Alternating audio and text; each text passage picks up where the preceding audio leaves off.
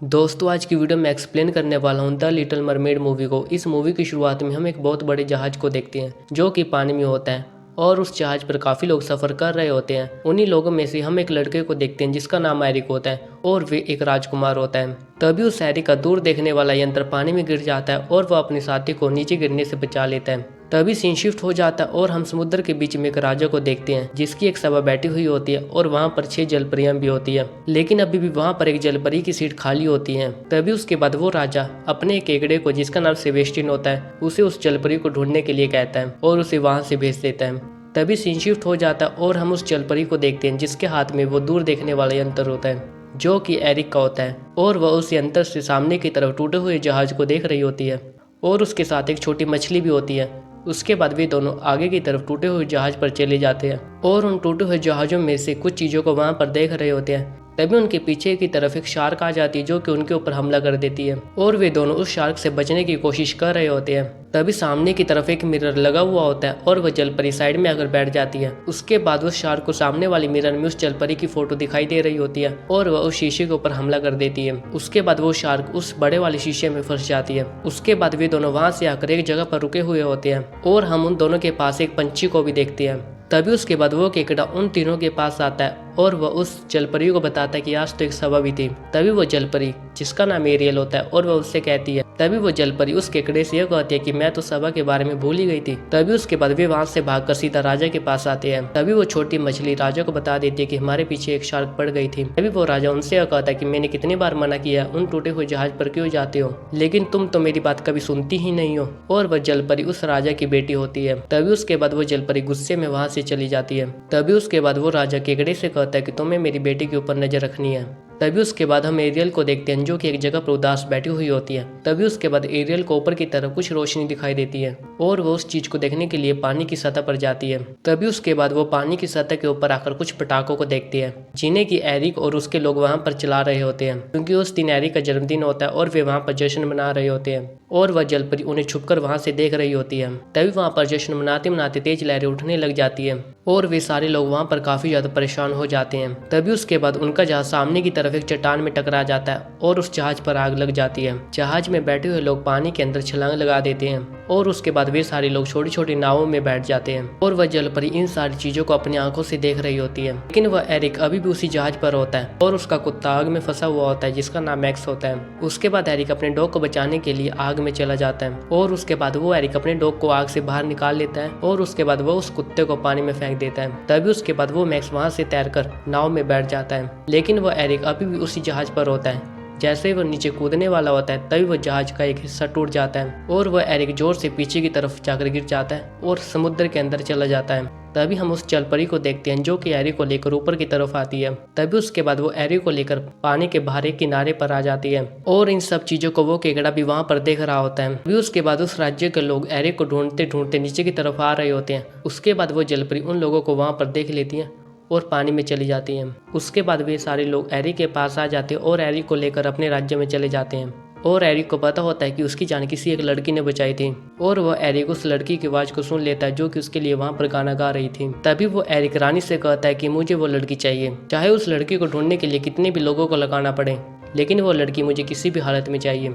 तभी उसके बाद हम उस राजा को देखते हैं और वह राजा अपने पास उस केकड़े को बुलाता है और वह राजा उस केकड़े को यह कहता है कि मुझे पता है कि तुम मुझसे कुछ छिपा रहे हो। तभी वो केकड़ा राजा को सारी बातें बता देता है। तभी उसके बाद वो राजा गुस्से में एरियल के पास जाता है। तभी वो जलपरी उस राजा को सच बता देती है कि मैंने एक आदमी की जान बचाई है, उसका नाम एरिक है और वह लड़का दिल का काफी अच्छा है। तभी वो राजा उससे यह कहता है कि सारे इंसान एक ही जैसे होते हैं और वह राजा उससे यह भी कहता है तुम्हारी माँ की जान उन्हीं इंसानों की वजह से गई थी। तभी वो जलपरी उससे यह कहती है कि सारे इंसान एक जैसे नहीं होते। तभी उसके बाद उस राजा को वहाँ पर गुस्सा आ जाता है और वहाँ पर वो चीजों को तोड़ने लग जाता है। तभी उसके बाद वो राजा उससे यह कहता है कि तुम मेरी इच्छा के बिना कहीं पर भी नहीं जा सकती और तुम्हें मेरी बातों को मानना ही होगा। यह कहकर वो वहाँ से चला जाता है। तभी उसके बाद हम जलपरी को देखते हैं जो कि उदास बैठी हुई होती है।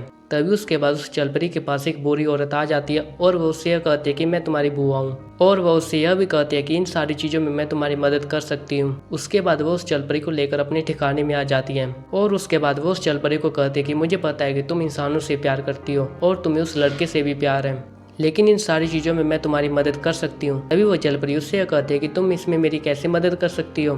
तभी उसके बाद वो औरत उससे यह कहती है कि मैं तुम्हें 3 दिन के लिए जलपरी से इंसान बना सकती हूँ। अगर तुम 3 दिन के अंदर उस लड़के को किस कर देती हो तो तुम हमेशा के लिए इंसान बन जाओगी। अगर तुम 3 दिन के अंदर ये सब चीजें नहीं कर पाए तो तुम मेरी गुलाम बन जाओगी। और उसके बाद वो औरत उससे यह भी कहती है कि तुम 3 दिन के अंदर कुछ भी नहीं बोल सकती।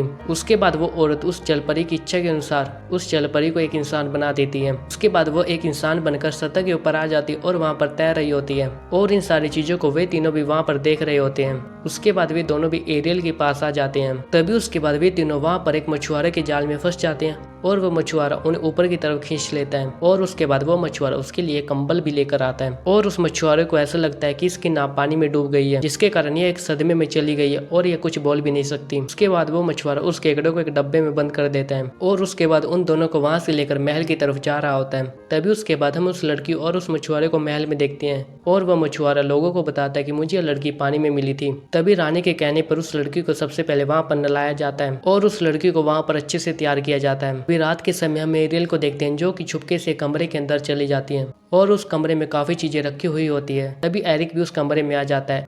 एरिक को देखकर वो लड़की वहां पर छिप जाती है। तभी एरिक उससे कहते हैं कि मैं तुम्हें देख सकता हूँ, तुम बाहर आ सकती हो। तभी उसके बाद एरिक उसे एक पत्थर दिखाता है और उससे कहता है कि यह मुझे समुद्र में से मिला था। उसके बाद वो लड़की उस पत्थर को नीचे की तरफ फेंक देती है जिससे वह पत्थर टूट जाता है और उस पत्थर के अंदर एक चीज होती है जिसे देखकर एरिक खुश हो जाता है और वो उससे कहता है इस चीज के बारे में तो मुझे बिल्कुल भी नहीं पता था। तभी उसके बाद वो एरिक उस लड़के से कहता है कि मैं तुम्हें इस राज्य की काफी सारी चीजें दिखाना चाहता हूँ। तभी उसके बाद वे एरिक वहाँ पर एक आदमी को बुलाता है और वो उससे कहता है कि मेरे लिए एक बग्घी का इंतजाम कीजिए क्योंकि हम दोनों इस राज्य की कुछ चीजें देखने के लिए यहाँ से जा रहे हैं। तभी अगले दिन वे दोनों वहाँ पर बग्घी में बैठ जाते हैं लेकिन रानी को इसके बारे में कुछ भी नहीं पता होता। उसके बाद हम उस केकड़े को देखते हैं जो कि उस बग्घी में बैठ जाता है। उसके बाद वे तीनों उस बग्घी से होकर आगे की तरफ चले जाते हैं। तभी रास्ते में जाते जाते उनकी बग्घी के आगे कुछ बकरियां आ जाती हैं और उसके बाद वो एरिक नीचे की तरफ उतरता है। तभी उसके बाद वो एरिक पीछे मुड़कर देखता है कि उस बग्घी में तो वो लड़की होती ही नहीं है। तभी उसके बाद हम उस लड़की को देखते हैं जो कि एक मेले में होती है और वहाँ पर नई नई चीजों को देख रही होती है। उसके बाद वो एरिक भी उसे ढूंढता ढूंढता वहाँ पर पहुंच जाता है और उसके बाद वो लड़की एरिक के लिए वहाँ पर एक टोपी भी लेती है।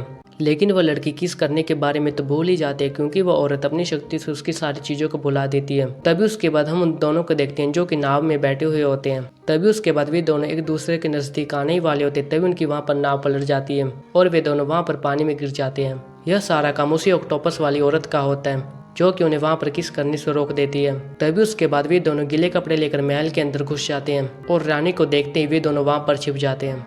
तभी उसके बाद वे दोनों अपने अपने रूम में चले जाते हैं। तभी हम रात के समय एरिक को देखते हैं जो कि समुद्र के पास बैठा हुआ होता है। तभी उसे वहाँ पर एक लड़की की आवाज सुनाई दे रही होती है जो कि गाना गा रही होती है। तभी उसके बाद वो एरिक उस लड़की की आवाज का पीछा करता है और उस लड़की के पास पहुंचता है और उस एरिक को ऐसा लगता है कि इस लड़की ने ही मेरी जान बचाई है। तभी उसके बाद वो राजा और वो जलपरी एरियल को वहाँ पर ढूंढ रहे होते हैं लेकिन उन्हें कहीं भी एरियल नहीं मिल रही होती है। अगले ही दिन हम एरिक और उस लड़की को एक साथ देखते हैं और उस लड़की ने एरिक को अपने वश में किया हुआ होता है और वह लड़की और कोई नहीं होती, वो तो ऑक्टोपस वाली डायन होती है जो कि भेष बदलकर वहां पर आती है और वह एरिक को अपने वश में कर लेती है और वे वहां पर रानी को बताता है कि मैं इस लड़की से जल्दी ही शादी करने वाला हूँ। और दूर खड़ी हम एरियल को देखते हैं जो कि उन दोनों को वहां पर देख लेती है और उन दोनों को वहां पर देखकर वो वहां से भाग जाती है। तभी उसके बाद वो लड़की अंदर की तरफ आ जाती है और अपने असली रूम में होती है और उसके पास हम उस केकड़े को भी देखते हैं जो कि दूर से उस लड़की को देख लेता है और उसके बाद वो केकड़ा वहां से भागकर सीधा एरियल के पास आता है और वह सारी चीजें एरियल को वहां पर बता देता है और वे पंछी भी वहीं पर ही होता है। तभी उसके बाद वो एरियल वहां से भागकर सीधा एरिक के पास जा रही होती है। तभी उसके बाद वो पंछी उस लड़की के पास आ जाता है और उस लड़की को वहां पर परेशान कर रहा होता है और उस लड़की के पास मैक्स भी आ जाता है जो कि उस औरत के ऊपर भौंक रहा होता है। तभी इतनी देर में वहां पर एरियल भी पहुंच जाती है और वो उस लड़की के पास जाती है और उसके लॉकेट को वहां पर खोलने की कोशिश कर रही होती है। उसके बाद वो एरियल उस लड़की के गले में से लॉकेट को निकाल लेती है। उसके बाद वो उस लॉकेट को नीचे की तरफ जोर से फेंकती है और उसके बाद उस लॉकेट में से एक रोशनी ऊपर की तरफ आती है और वो रोशनी एरियल के अंदर समा जाती है और उसके बाद वो एरियल अब बोलने भी लगती है। उसकी आवाज वहां पर सुनकर एरिक समझ आता है यह तो वही लड़की है जिसने मेरी जान को बचाया था। उसके बाद वो एरिक भी एरियल के पास आ जाता है और वे दोनों एक दूसरे के पास आने ही लगते हैं। अभी शाम हो जाती है और उसके 3 दिन पूरे हो जाते हैं और वो एरियल अपने असली रूप में आ जाती है। दूसरी तरफ हम उस औरत को भी देखते हैं जो कि अपने असली रूप में आ जाती है। उसके बाद वो औरत एरियल के ऊपर हमला कर देती है और उसे पानी में ले जाती है। उसके बाद वो औरत एरियल को कहती है कि अब तो तुम मेरी गुलाम हो। तभी वो एरियल वहां से भागने की कोशिश कर रही होती है लेकिन उस औरत की मछली उसे वहां पर पकड़ लेती है। तभी उसके बाद वो राजा भी वहां पर आ जाता है और वह उस औरत को कहता है कि तुम मेरी बेटी को छोड़ दो। लेकिन वो औरत उससे कहती है कि हमारे बीच में एक सौदा हुआ है तभी वो राजा उससे कहता है तुम्हें जो चाहिए मैं तुम्हें दे दूंगा। तभी उसके बाद वो औरत उस राजा से उसका हथियार ले लेती है। तभी उसके बाद उसकी मछलियाँ उस लड़की को वहाँ पर छोड़ देती है, लेकिन उसकी मछलियाँ उस राजा को वहाँ पर पकड़ लेती है। उसके बाद वो मछलियाँ उस राजा को वहाँ पर मार डालती है। तभी उसके बाद वो औरत एरियल को कह रही होती है कि यह समुद्र पर तो मेरा राज चलेगा।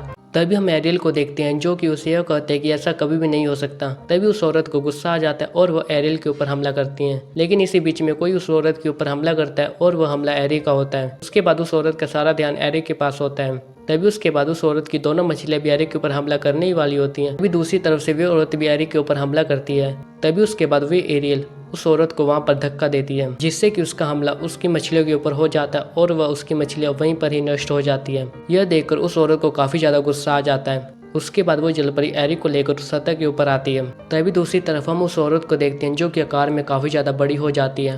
तभी उसके बाद वो औरत अपने हथियार की मदद से पानी में एक टोर्नेडो क्रिएट कर रही होती है और उसका सारा ध्यान एरी के पास ही होता है।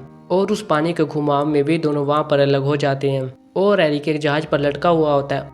तभी दूसरी तरफ हम उस जलपरी को देखते हैं जो कि दूसरे जहाज पर होती है और उस जहाज में सामने की तरफ एक नुकीला हथियार भी होता है। तभी उसके बाद वो जलपरी उस जहाज को वहां पर घुमा देती है और उसके बाद वो नुकीली चीज उस औरत के पेट में जाकर घुस जाती है।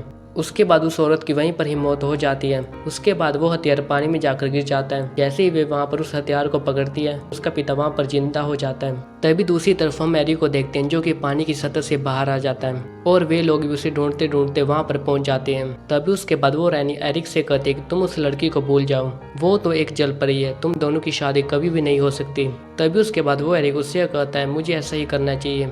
तभी उसके बाद वो एरिक उन लोगों के साथ वहां से चला जाता है और उदास होकर एक जगह पर बैठा हुआ होता है। तभी दूसरी तरफ हम एरियल को देखते हैं जो कि उसके ख्यालों में खोई हुई होती है। तभी उसके बाद हम उस राजा को देखते हैं जो कि उस केकड़े से बात कर रहा होता है। तभी उसके बाद वो राजा उस केकड़े से यह कहता है कि मेरी बेटी की खुशी में ही मेरी खुशी है। यह कहकर वो राजा पानी की सतह के ऊपर आ जाता है। तभी उसके बाद वो राजा अपने हथियार की मदद से उस एरियल को वहां पर एक इंसान बना देता है। तभी उसके बाद वो एरियल सीधा भागकर एरिक के पास आती है। एरिक उसे देखकर काफी खुश हो जाता है। तभी उसके बाद हम उन दोनों को देखते हैं और उन दोनों की वहां पर ही शादी हो जाती है और उस शादी में काफी सारे लोग वहां पर आते हैं और वह रानी उन दोनों से यह कह रही होती है कि मुझे नहीं विश्वास था ये सारी चीजें भी हो सकती है। शादी होने के बाद भी दोनों एक नाव में बैठ जाते हैं। तभी उसके बाद पानी की सतह के ऊपर हम राजा को देखते हैं और वह राजा एरियल को कहता है कि मुझे तुम्हारी बहुत याद आएंगी। और हम पानी के ऊपर काफी सारी जलपरियों और उनके लोगों को वहां पर देखते हैं और अब से इंसानों और उन जलपरियों और उनके लोगों के बीच का मनमुटाव भी मिट जाता है। तभी उसके बाद वे दोनों नाव में बैठकर एक नए सफर की तलाश में चले जाते हैं। इसी के साथ इस मूवी की एंडिंग हो जाती है।